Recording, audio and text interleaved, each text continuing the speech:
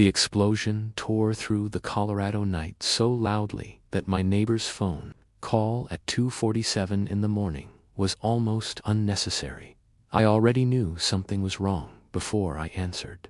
I was dressed and in my truck within 90 seconds, watching smoke rise against the dark sky from miles away before I even turned onto my street. By the time I arrived, 3 fire trucks were already on scene. Hoses snaked across the lawn. Neighbors stood in bathrobes on the sidewalk, watching in the particular silence that only happens when something irreversible is already done. The back half of my house was gone. Black framing studs standing against an orange glow like the ribs of something already dead. Across the street, engine running, lights off, sat a white Lexus SUV. The woman behind the wheel was watching the fire the way someone watches a movie they have already seen. She thought nobody noticed her there. She was wrong about that. She was wrong about a lot of things that night. My name is Declan. I am 52 years old. For 2 days each week, I serve as a municipal court magistrate handling traffic violations, small claims, and city ordinance disputes. The other 3 days, I renovate historical properties. After my wife Iris died 3 years ago from stage 4 ovarian cancer, I needed something to do with my hands, something where I could take a broken thing and make it whole again.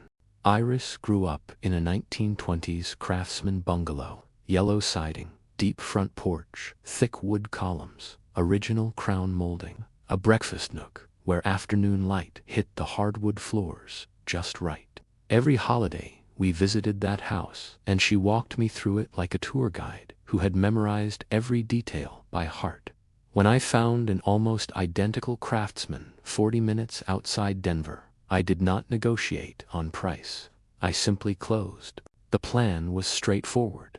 Gut renovated. Restore every detail exactly the way Iris described, then donate it as transitional housing for cancer survivors, people who needed a safe place to heal without worrying about rent or stability.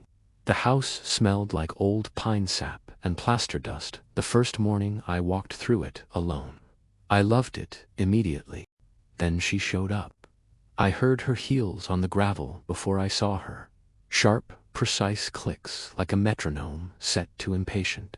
Pressed white blouse with an HOA emblem, clipboard tucked under one arm like a weapon. She did not say hello. She announced herself, Bryn Castellina, HOA president, 4th consecutive term. Then she informed me that my lawn was in violation of community standards. It was January. The grass was dormant. She produced an actual tape measure and told me dormant grass exceeded the maximum permitted height by 2.2 inches. I laughed before I could stop myself. I genuinely thought she was joking. She handed me a pre-printed violation notice and told me certified mail would follow. Over the following 3 weeks, I received 7 more certified letters. Wrong shade of mailbox black. Construction dumpster visible from the street. Work truck parked in my own driveway overnight. Each letter arrived with the same tone, formal, certain, and immovable. I noticed quickly that my neighbors had identical situations and were receiving nothing. The pattern was not subtle once I started looking for it. Then Bryn said something that told me everything about what this really was. Standing on my porch, she said the neighborhood had standards and could not afford to look like a construction yard for people who flip houses for Section 8. The way she said those people made the hair on my neck stand straight up. This was never about grass height. This was something uglier, wearing bureaucratic clothing. Late February, a county building inspector arrived while my licensed electrician was working through a properly permitted panel replacement. Got a complaint, he said. Unpermitted electrical work. He showed me photographs of exposed wiring and open junction boxes. None of it was from my house. It was documentation of the previous owner's work, exactly what my electrician was correcting. The inspector believed me, but still had to shut us down for 2 days. $1,200 lost because someone had filed a fraudulent complaint using fabricated photographs. I drove to the county recorder's office and pulled 18 months of HOA meeting minutes, public record in Colorado. I spent 6 hours reading through them and found what I was looking for. 3 board members had received the same violations I had received. All 3 had been quietly waived in closed session votes with no explanation. Then I found the management contract. The HOA was paying a company $8,500 per month to manage 47 homes. Industry standard was $2,800. I checked who owned the company. It was Bryn's sister. HOA board members carry fiduciary duty under Colorado law, the same legal standard as corporate directors. You cannot use your position for personal gain. You cannot award contracts to family without disclosure and competitive bidding. Violate that and you are personally liable.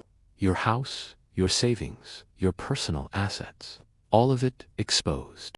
I built a detailed spreadsheet documenting every irregularity, time-stamped every document, then did something smarter than confronting her directly. I requested the HOA's directors and officers insurance policy. When the PDF arrived 11 days later, I opened it and laughed out loud. The policy had lapsed 4 months earlier. Every board member was personally exposed with zero coverage protecting them. I sent anonymous copies of the lapsed policy to 3 homeowners whose waiver requests had been denied. A retired school teacher named Morin and a veteran named Gill showed up at the next HOA meeting with pointed questions and printed documentation. Why had board members received waivers that regular homeowners were denied? Gill asked it with the steady calm of someone who had faced considerably more intimidating situations than a homeowners association meeting. 2 board members resigned on the spot. 3 days later, I found a note on my truck windshield. Judges should not play contractor. Someone could get hurt. I held the paper close enough to catch the scent. Funeral lilies and cleaning product, the same perfume from January 3. She had found out what I did for a living and wanted me to know she knew. I went home and ordered the camera system. The escalation moved quickly after that. My table saw cord was cut clean through on a day I was 40 minutes away at the courthouse. Paint thinner was poured across hardwood floors I had spent 2 weeks refinishing. A false police report claimed I had threatened Bryn at an HOA meeting I had not attended. I was on the bench handling a full docket at the time with time-stamped court records to prove it. The deputy who took my counter-report told me honestly, without cameras, it is your word against circumstantial evidence. That night, I installed 4 hidden cameras across the property. Infrared sensors, motion-activated floodlighting, synchronized audio, and off-site cloud backup, legal in Colorado. My property, my equipment. I also left the house accessible during working hours, not carelessness, strategy. Someone who believed they were winning could not resist returning to verify it. 3 days after the cameras went live, my phone sent a motion alert. I opened the application and watched Bryn walk slowly through my property in the middle of the afternoon, looking around with the unhurried expression of someone taking inventory of something they intended to own. 4K resolution, clear timestamp, every step recorded. I filed the petition for an independent financial audit the following week. Under Colorado state law, 10% of homeowners can compel a mandatory audit the board cannot legally refuse. 47 homes meant 5 signatures. I had 7 within 4 days. Bryn lost the emergency board vote 3-2. The audit was scheduled. She had 60 days.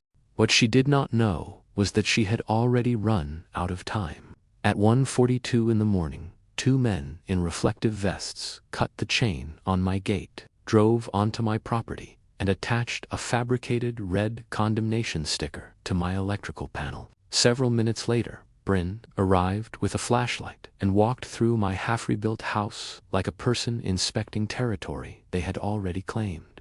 She circled the foundation. She examined the framing. She moved through the space with the calm of someone who believed the outcome was written. Every second of it recorded. Infrared footage, synchronized audio, precise timestamps. By sunrise, my attorney had the files. The sheriff had the files. The county had the files. The deputy who watched the footage said simply, "Well, that is bold." Felony trespass, evidence tampering, and conspiracy to commit fraud were the technical terms that followed. The fire marshal confirmed accelerant. Gasoline poured through a broken basement window. A neighbor reported a light-colored SUV leaving the area around 2 in the morning. The arson investigation that had gone cold after Bryn's husband provided her alibi reopened immediately. 3 days after I sent Detective Ortega 43 seconds of 4K video showing Bryn walking through the burned ruins, removing a piece of melted copper pipe and placing it in her purse. He called and said he was taking the footage to the district attorney that afternoon.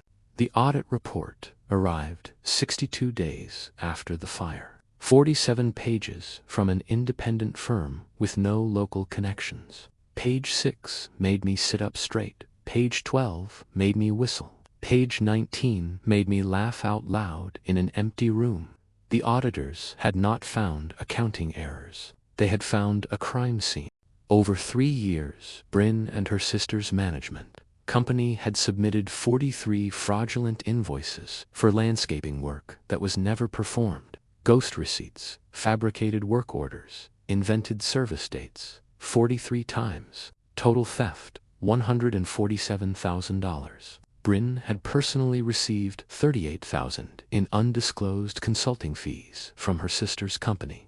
The HOA reserve fund should have contained $180,000. Current balance was $4,200. The rest had been transferred out in quiet increments, labeled emergency repairs, with no receipts attached. The detail that made it a slam-dunk criminal case was this. HOA bylaws required dual signatures on checks exceeding $5,000. The treasurer, a careful man named Potter, had not signed those checks. The forensic handwriting analysis was unambiguous. The signatures were forged. Potter swore under oath he had never authorized a single transfer. Forged signatures on financial instruments, confirmed by forensic analysis, with a sworn denial from the named signatory that is felony, fraud, theft, and criminal forgery in one clean package. I forwarded the complete audit to all 47 homeowners the same afternoon. Email chains were active within the hour. A recall petition was circulating by evening. 3 more board members resigned the following morning. Potter filed a police report for identity theft. The community meeting 4 days later packed 32 homeowners into a room built for 20. Bryn arrived with an attorney in an expensive suit. Her defense was accounting errors and a witch hunt by people who hated following rules. Gill asked her directly how forging a signature qualified as an accounting error. She started crying before the meeting ended. On July 7th, Bryn showed up at my private condo address, which she had apparently obtained through property records or surveillance, and asked me to use my position to pressure the district attorney into dropping the charges. I stepped into the hallway wearing a body camera clipped to my shirt pocket. Legal in Colorado, single-party consent. When she told me the fire had only been meant to frighten me and she had not intended for it to spread so far, she did not realize she had just confessed to arson on camera. I told her to leave immediately and to hire a criminal defense attorney. She was arrested at her real estate office the following morning. Arson, evidence, tampering, criminal trespass, attempted bribery of a public official, theft of HOA funds. Her husband filed for divorce the same day. She posted bail using what remained of the HOA slush fund she had been quietly draining, which resulted in an additional theft charge 48 hours later. Local news ran the story as the lead at 6 that evening. Detective Ortega held up a still image from my security footage. "Evidence speaks for itself," he said. 4 days later, July 11th, I was in my chambers at 8:45 in the morning putting on my robe. I had done this 1,000 times. That morning it felt different. I checked the docket one final time. Case number 2 for TRC 8844, City of Denver versus Bryn Castellina, reckless driving, 93 in a 55 school zone adjacent. Courtroom 3B was packed in a way municipal traffic court had never been packed before. Morin was there. Gill was there. Potter was there. 8 other homeowners lined the gallery alongside the local news reporter and Detective Ortega standing against the back wall with his arms crossed. At the defense table, Bryn sat with a junior attorney in a wrinkled suit. She was facing away from the bench when the bailiff called the room to order. When she turned and saw me, the color left her face in stages. Spray tan orange, 2 pale pink, 2 courthouse marble. Her mouth opened and closed without producing any sound. I arranged my papers and confirmed the case number. The dash cam footage played on the courtroom monitor. Crystal clear. Her white Lexus doing 93 past a school crossing with children visible on the sidewalk. Her throwing a lit cigarette from the window. Her making an obscene gesture at the officer before pulling over. Her attorney argued a malfunctioning speedometer. I asked Bryn whether she had noticed other vehicles appearing to move significantly slower than her own, whether she recalled what she had said to the officer when he informed her of her speed. She had told him she had personal problems and he should leave her alone. I found her guilty on all charges. $1,200 fine, 6 points on her license, mandatory driver improvement course, 500 additional for reckless endangerment in a school zone, 40 hours of community service. She stood and told the courtroom it was bias, that I was punishing her because of the HOA. The room went completely silent. I leaned forward and kept my voice level. I had presided over 1,400 traffic cases in that courtroom. Every defendant who had endangered children in a school zone received this penalty. She was not special. She was not exempt. She was not a victim. The difference, I told her, was that most defendants showed remorse. She started to say something else. My gavel came down once. Contempt of court. Additional $500 fine. Deputy, please escort the defendant out. Officer Caitlin, the same deputy who had taken Bryn's false police report against me months earlier, walked over and took her arm gently. As the courtroom door closed behind them, the gallery sat frozen for one full beat of silence. Then quiet applause began. I did not acknowledge it. I gathered my papers, rose, and walked out through the side door.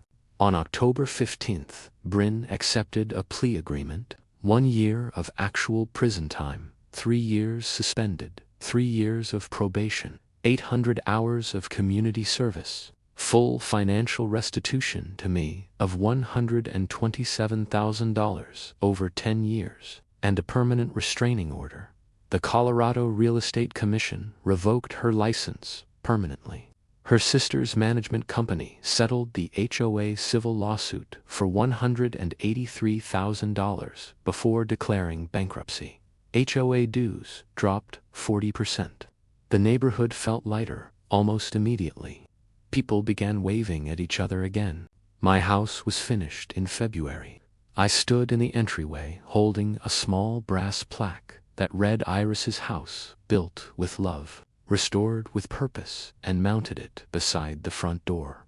The first resident moved in 3 days later. Her name was Shayla, 34 years old, breast cancer survivor, single mother of 2 children. She walked through each room, touching the walls like she could not believe it was real. "You are sure?" she kept asking. I told her to take her time, to heal.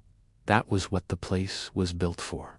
With the restitution money, I created a nonprofit called the Iris Fund, Transitional Housing Assistance for Cancer Survivors in the Denver metro area. Rent subsidies, accessibility modifications, legal advocacy when insurance companies deny claims. In the first year, we helped 14 families stay housed during treatment. The neighborhood launched an annual fundraiser that raised $38,000 in its first summer. Bryn's arson, her theft, her years of calculated cruelty, all of it ended up unifying a community and building something that will outlast every person in this story.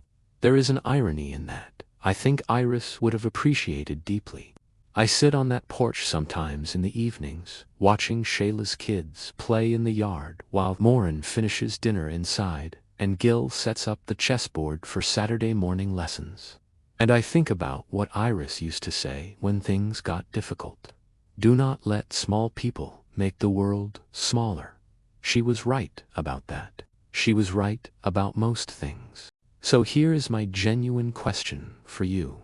When someone uses the language of community and rules and standards to disguise theft, control, and personal greed, what does real justice actually look like? Is it the verdict? Is it the prison sentence? Or is it the moment a family that has been through something unimaginable walks into a house built specifically so they can finally heal? Leave your answer below. And if you have ever stood your ground against someone who believed your rights were optional, I want to hear that story too.